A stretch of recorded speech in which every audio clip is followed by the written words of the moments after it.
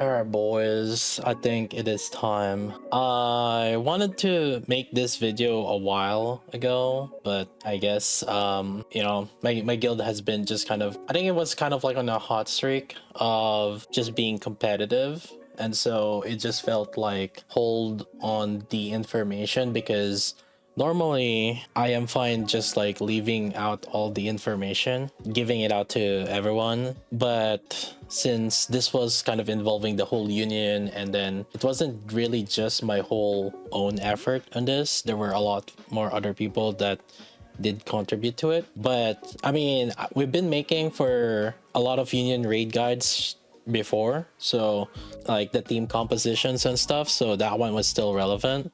I did not withhold any kind of information on the teams. Like I just pretty much like give out the ideal teams that I knew. But still, even then, the whole process of the actual union raid, I definitely had to stop streaming it a little bit, because one, it had a lot more people in the Discord on it whenever we're doing the actual ones. And so obviously I don't want to like show the people in there. And another is, it wasn't just really my full own effort, it was like other people too. But now, why am I doing this video? Well, now it's because I actually kind of want to slow down in terms of just the try hard Nikke stuff. I'm not completely stopping Nikke. I'm still gonna be making Nikke videos from time to time. I kind of like my minute video, that aid guide personally. Maybe in the future I might more do something like that, like 1 minute guides on new characters, whatever it is. I don't know, we'll see. But it was definitely not privity that was the cause of me wanting to stop making that. It was more just like, I guess, content creation burnout. Why am I saying these? In any case, I'm still gonna be streaming Nikke. I don't see why I would stop, so that's still out there. You guys don't have to worry about it. But I'm just gonna take the competitive side a little bit more casually, because it is eating up a lot of my time. Well, why should you listen to me, right? Well, first things first is, for the past, ever since the very beginning of Union Raid, I have been in a guild that is consistently in the top 15 in North America. We have reached top 9 after a while. So top 12 here, and then eventually top 9, and then from there on top 8, top 7, top 6, top 7. And I also lead 2 other guilds right now. Yeah, so that's also part of the reason why I have been kind of I need to cut it down, because I am leading these 3 guilds basically. And most recently, the second guild have reached top 50, and then third guild is actually in the top 100s, top 70. I knew what it takes for a guild to go from casual, because I will actually tell you, at the very least, like these guilds, the 2 guilds, I consider them casual or semi-casual, because the main important requirement for them was just to kind of do hits. I think to start it off with, let's start to talk about kind of what I consider the different types of guilds. Like casual guild, I kind of consider them to be just, oh, you're just joining as long as you're active, you're playing, and you can basically just stay in the guild. And then when it's union raid, maybe you do your hit at least once or something, right? They're probably not asking for something where everybody is hitting like all the time. That's kind of what I consider casual guild. And then semi-casual, I think that's where I think they try to make sure at least that everybody is hitting at least 3 times all their hits ace every day whenever union raid is available. I think that is what I kind of consider semi-casual. And then we go to a little bit of semi-competitive. I think it's weird that they're semi-casual and then they're semi-competitive, but whenever you see the word competitive, there's like a little bit of additional kind of requirement, right? And so semi-competitive, I kind of consider semi-competitive to be at least like they're trying to coordinate the attacks, like okay, at different times, maybe one person hits at like the first 3-4 hours of Union Raid, and then like another person, the other people are hitting like later on, or then the person will hit at between level 1 to level 4, and then the other people are hitting at level like 7, 8, 9, 10. After that is where the competitive goes in, and I think the competitive is where they want to decide who's hitting in what order. Like this person will hit at lower levels, but also make sure that this other guy is going to be hitting next after this other guy. And then another thing is when they're trying to speed run or early quitting, and I'll explain that a little bit more, and I'll show you examples of that later. But when they're speed running, they're trying to have everyone as much as possible hit everything immediately. But if somehow like there's one guy that just couldn't hit, there's someone that will actually, we could even see some people that are actually trying to log in on other people's account because they couldn't make it. At the very least, when my guild is trying to do their recruitments, if I go to how when I was like very actively recruiting, I had a very strict requirement for my own particular guild that they must be available within the first 2 hours during Union Raid Day 1. So obviously because of that, it feels like it's inflexible because I kind of had that requirement. But at the end of the day, I wanted to make sure that we're not like controlling someone else's account. I tried make sure that everyone is present because I didn't want to deal with other people like controlling other people's account. That's not too strict though. Some people need to be available 8 hours after your start. But here's the thing, and here's what I want to break it down to you. If you guys can clear it within 1 day, you guys can also finish it within 3 hours. Just to give you an idea, the way our very first clear, day 1 clear, as in my guild Skyfall, is that we finish within 10 hours in Union Raid 8. And because of that, I initially thought, wait, if we can finish in 10 hours, we can totally just, if we have everyone available, we can also finish within 3 hours. If we have, because at the end of the day, if you add up everybody, you have 32 people, each has 3 attacks, and then each attack takes 3 minutes. Then if you streamline each person's hits, then it would take 288 minutes, which is like plus or minus basically in 5 hours. Here's another thing, they don't have to attack one after another. Some of them, like for example the boss that are way stronger, you guys can attack multiple of you at the same time. This boss has pretty high HP, right? So it's better to just, you can have multiple people attack at the same time.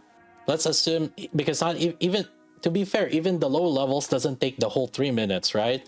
If you have 10 levels plus 5 bosses times, and then each fight takes like 3 minutes, you only need 150 minutes, 2 hours and 30 minutes. So realistically, if everybody just hit one right after each other, they should finish within 2 hours 30 minutes. However, there's obviously other ways to make it speed up, right? But yeah, ever since like Union Raid 8, we were clearing it in day 1 initially at 10 hours, and then I decided, wow, we can end up clearing it a lot faster.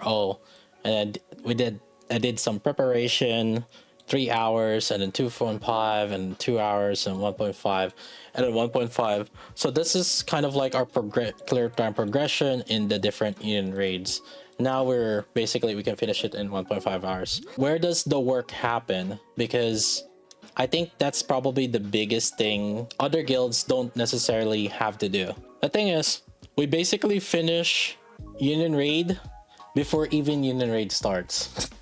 Like, we understand already how the runs are gonna go, that it doesn't even matter. So we already know and we already have an idea how the Union Raid goes. What are the teams that we need to use? Alright, so step one is basically know which ones are the bosses, right? So we have last Union Raid, we had Obelisk, Doctor, Harvester, Fingers, Modernia. They do make an announcement on it on this, so we do have an idea of the bosses already, right, ahead of time. So for this Union Raid, it's Scarf, Halo, Blacksmith. So we know the bosses, and then step two is we should know what are the teams for each bosses. Once you do understand which ones are the bosses, so you have Obelisk here, for example, then you know that, oh, we want to use Alice and Modernia there. And then for Doctor, we want to use, oh, Summer Anise and Scarlet. And then like Harvester, since it's fire, we want to use like Ludmilla in there. And then Fingers and Modernia were like iron and they're weak against wind. So Alice and Scarlet Black Shadow, right? So like understanding what the teams for each bosses are is going to be important also. Now here's another thing that I want to point out is that everybody knows that the bunnies team and then the Tia Naga team are inherently just stronger compared to the third team, right? And so the way my guild does it, we set up Team A, which is where the Tia Naga is, and then Team B, which is where the bunnies are, so Blanc and Noir. And then Team C is basically where the additional teams are that doesn't have the duos like that. And we kind of consider Team C to be a little bit weaker. Sometimes you don't need the healer on that. The thing is, the good thing about Tia Naga and Blanc and Noir is they can heal. And that's like pretty huge because we don't have to think about having a healer. Now Team C, however, is on the weaker side. So as you can kind of see here, we do have the lower levels a little bit here. Level 1, level 2, level 3. And so for our guild, we decide to put in our weaker teams, which is what we consider Team C, on the lower level units. Another thing is I need to understand everybody's damage. So like in other Union Raids, I used to write down the estimated damage. So I assigned this kind of team and then I just inherently just have an idea. Okay, this team is definitely gonna kill it in that. And this team, if they use this team, this is how much I kind of expect their damage. And then I have them use their Blanc and Modernia, and then I expect them to do like 500 mil, right? So I have like an idea how much the team will damage already ahead of time. And there are multiple ways to kind of go about that. For me in particular, I have an inherent understanding. I see a level, I see what their gears are and their skill levels are, and I have like a vague idea how much that team is gonna be. So actually for my guild, I have it where they listed out kind of like their ammo, attack percent, elemental damage. For other guilds, I know that for other guilds, they have like just the elemental damage. But for me and my guild in particular, I have like an inherent understanding how much damage they would do. Like, okay, this guy's like a 340 with this attack percentage. And if I have them with these units, they will deal this much damage. And I usually have low ball on it, obviously, but I just have that idea, inherent idea. Nowadays, though, it is a little bit easier for other, because you know what we have? We have the shooting range. So with the shooting range, you can actually test on the boss now in here. The issue with using the previous shooting ranges without the boss is the AoE. So it's a little bit confusing, or it might like mislead you on how much damage they can actually do. For my guild, they didn't have to do that. For them, all they had to do was enter the ammo, and I will basically just have like an inherent idea how much they would do. For other guilds, I know also I have heard that what they end up doing is also during the previous union raid, they have them test with the other teams, and then they have them do that damage so that they basically have an idea how much they will do damage on. Basically, that kind of helps because for my guild, we weren't sure back then, like, okay, how much damage do we need? How much people do we have to assign against this boss? Because that's where I want to start off now, which is basically the team assignments. So you have an inherent idea what teams to use. You have an inherent idea how much damage they would do. And then now it comes basically the team assignments, where you want to put in who's going to attack where and what team they're going to use. Each guild will definitely approach this differently, but the way I have approached this is I write down the teams that we're gonna need, and I know that basically on lower levels we can use the team C's that are very weak, so we can kind of get away with just using weaker teams. So I assign people that are weaker on the lower levels, but there are some min-maxing, obviously, and it's gonna vary from guild to guild how they want to deal with that. But the whole bottom line of it is, the thing is, at lower levels, some of the guilds are able to just like, all right, you know, we just need one team.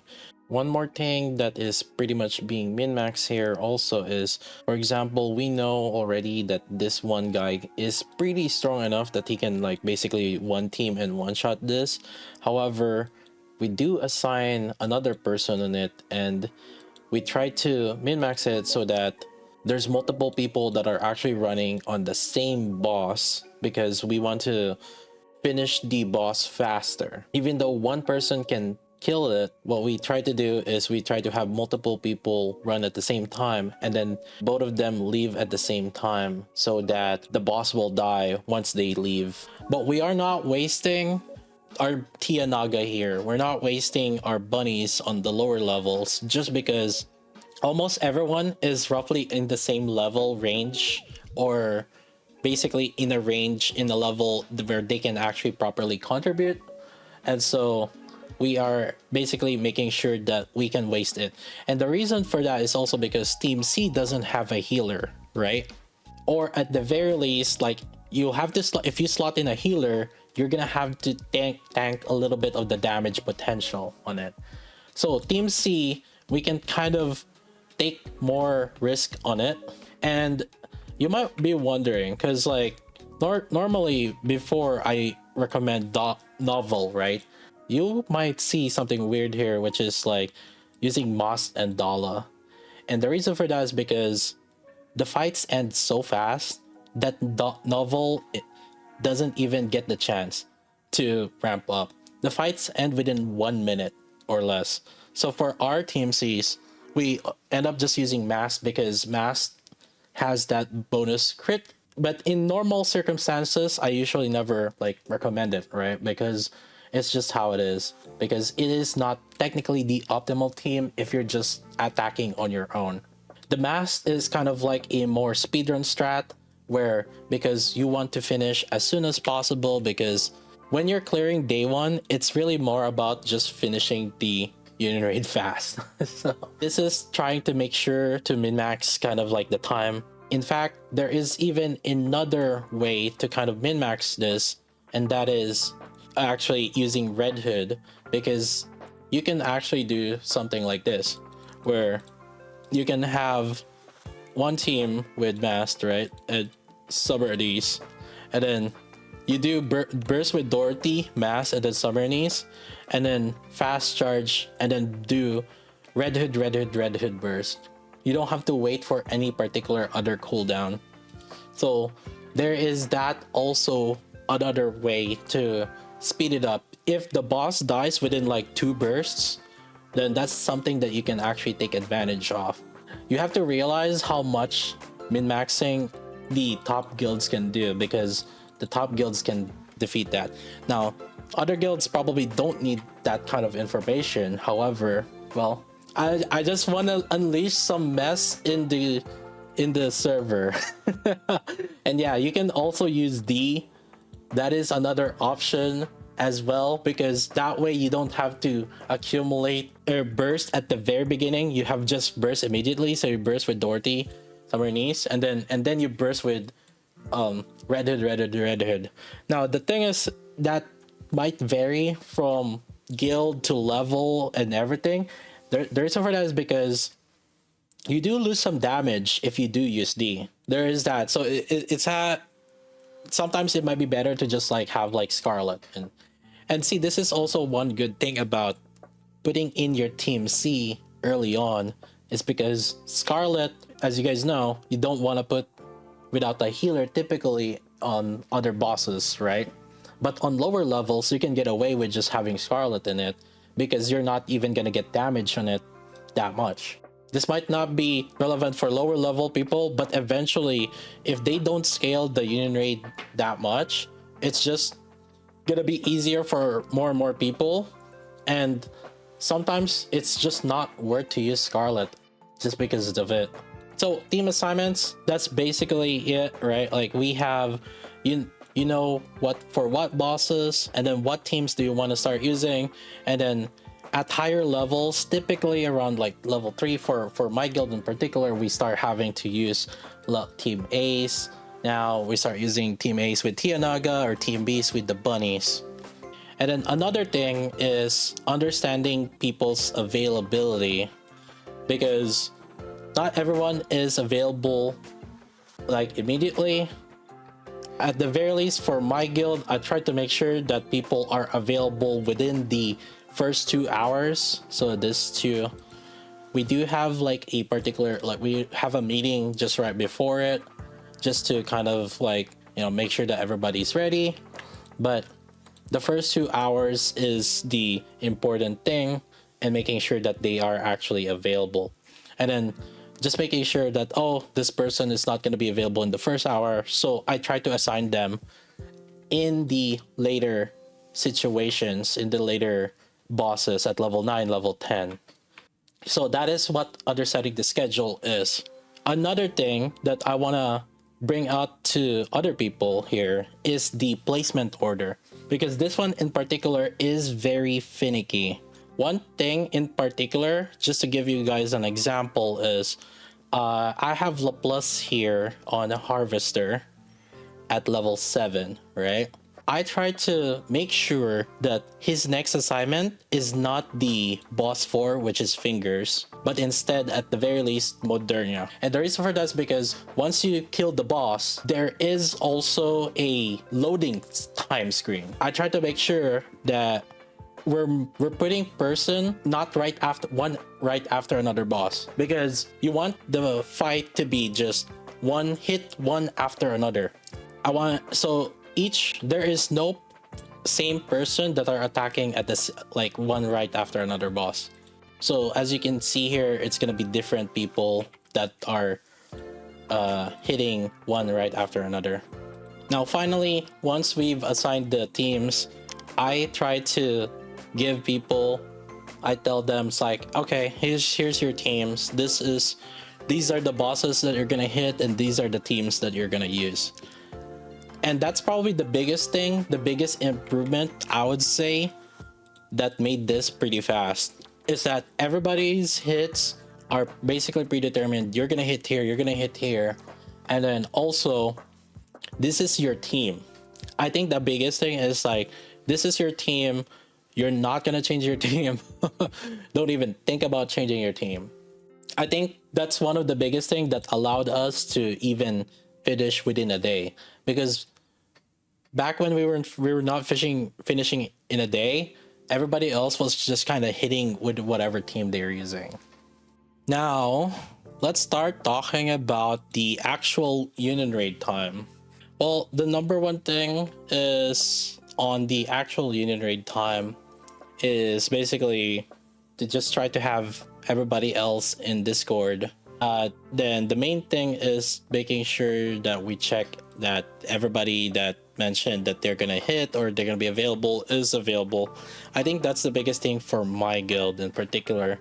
Other top guilds, they have people's login just in case. but for my guild in particular, I try to make it a point that everybody is available. And here's an example of a situation. It's not where somebody wasn't available, and I'll just let it play out how I kind of just handled it. Oh, where's Cygnus? Is on fingers. Hair.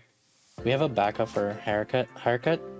I might need you on fingers level 4 on your backup. Just make it the backup. We might have to take a more conservative on the... Kaden, you have a good ass Alice, right? So on the plus side, Cygnus is an extra. We might trickle down some backups here. We might just have Joe solo kill it, and might need to use Hayashi later. Yeah, just Hayashi, pause your game then. Hayashi, just pause. Hayashi, just pause your game. Just pause. Just have kill it. Okay, thank you. That is one way. And I'll explain to you what happened there. Was basically, so I had 2 people assigned on Harvester. And the thing is, technically, we know already that Joe can one-shot it. I had Joe and Hayashi hitting at the same time, but then I realized that Cygnus was actually not going to be available, right? And so what I told them was Hayashi is to just pause, and then I told them to just have Joe to just kill the boss on his own. That way we can save Hayashi's run, because the issue is, like, I had one of my guildmates, he was assigned here, but later on we did find out that there was some real life situation that happened, so that's why he couldn't attend. And so I had to make like real-time adjustments where I told them, it's like, okay, I have a backup here basically of getting haircut in, and then I had him get ready and told him that, okay, you're gonna kill this fingers alone, and then I set it so that Hayashi ends up becoming a backup instead. So this is where, so that's why I wrote down saved here. Joe here, that we know how he can one shot it. And how do we know that Joe can one shot it? We had him mock. We enter, actually, we have like an entry here where people can enter how much their mock damage is. The thing is, and here's the another thing that probably not a lot of people really particularly know. For the most part, because defense is so useless in this game, if you mock like a low level, so actually this one is level 3 and level 4, but level 3 and level 4 have the same HP and defense and 8 level. So technically, if you're hitting level 4, you can mock already at level 3 and it's basically the same. But another thing is, I guess, like if you are at level 6, for example, and hitting the harvester, for the most part, if you did your mock at level 3, it is actually gonna be roughly similar. The damage is actually gonna be roughly similar still. So we already know ahead of time. Because of that, we have some other like formula that we enter. We enter the how much damage did they do, and then we have them enter how long did it take for them. So for one big example here is, so this one for Joe, I'm gonna enter, oh, so he did 607 damage and he finished within 3 minutes, right? So now it will reflect in here, he can do 99% damage. But we can also say, oh, that 600 mil damage is he finished within 1 minute 30 seconds or 1 minute 10 seconds. Then it automatically changes the calculation on it, and it'll say like, oh yeah, Joe can one-shot this with 250%, 6%. So we have like a calculator already. So if he mocked this ahead of time, so he mocked like level 14 or level 3, and then said that, oh, he can do that. Then if you actually see, I can even put this in, and I'm gonna put Joe in here. So in this situation, since he ignored the red thing, but I entered here, 607 mil. So if he mock at level 3 and then I put in, oh, he killed it within 1 minute 10 seconds, we can use that to also calculate on level 6 that, oh, he will do like roughly 92% of the boss's HP. We have a situation where we ask people to mock the earlier levels ahead of time. They don't have to wait for the actual, like their actual own level.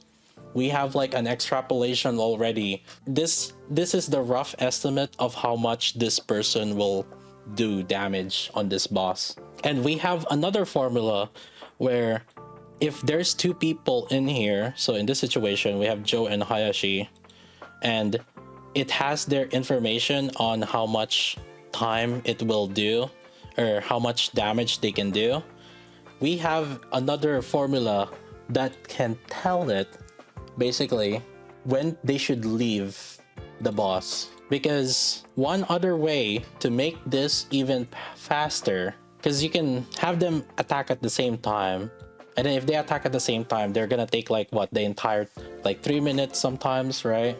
Like if they cannot kill the boss, they're gonna take the entire 3 minutes. However, if there's multiple people that are attacking at the same time, we can have them quit early on. But we also have kind of like the rough calculation already that says like, because of that, okay, because of your previous mocks, this is how much you do. You can extrapolate that damage also to kind of split it up so that they will leave at a specific time. So this time we can instruct them, okay, like at around 2 minutes left, 2 minutes 10 seconds left, the boss should have like roughly 178 mil HP left. Go leave at when the boss has 178 mil left. That's kind of like the rough idea, because some of our people don't have a voice comm, so we try to do that where we tell them like, okay, start leaving when the boss has 177 mil HP left. That is how fast, that is how we can like min-max basically the time left. So that's kind of like the idea of real-time adjustments that I had to do during Union Raid. Basically, this is another example of early exiting. Sky at 480 leaving. 550. I couldn't see the AoEs, I ducked early. 450. I think that's good enough, right? 461. No, What? you need 461. You need 4, so like do like 460. No, what's the HP I'm at? at 430 right now. Yeah, okay, No, do more. Then quit. quick. And quit. Oh. Yep. I thought it's your Ready? damage. Harvester. 360. Going in. So that's one example. So we kind of tell people when the HP is left, just when they should start leaving. Is there anything else that I missed, Mr. Altris? Unless you wanted to delve into the quality of life stuff for assignment. Oh, the unit stat lookup. Yes, I wanna brag about it. Sure, because see, this is, so here's the thing. Mr. Altris did a good chunk of the help on me on this one too. Obviously, this is the very first.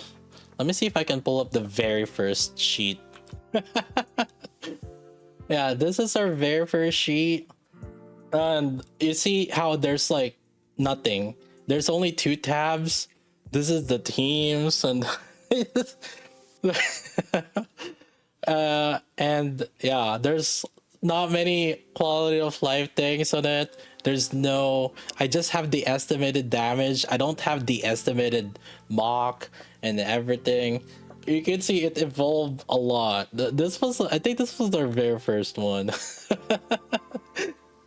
Another thing, this is yeah, so to give an example is we have Scarlet Black Shadow here, and we can actually set it so that, come on Mr. Altris, oh, right here.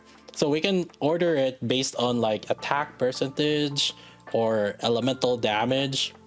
And here's one good example that I want to show you. So there's the total stats lookup, which is we can have, so let's say if you want to order based on Alice and Modernia, so basically the total stats, so it can show you the order of the total elemental damage combined with Alice and Modernia.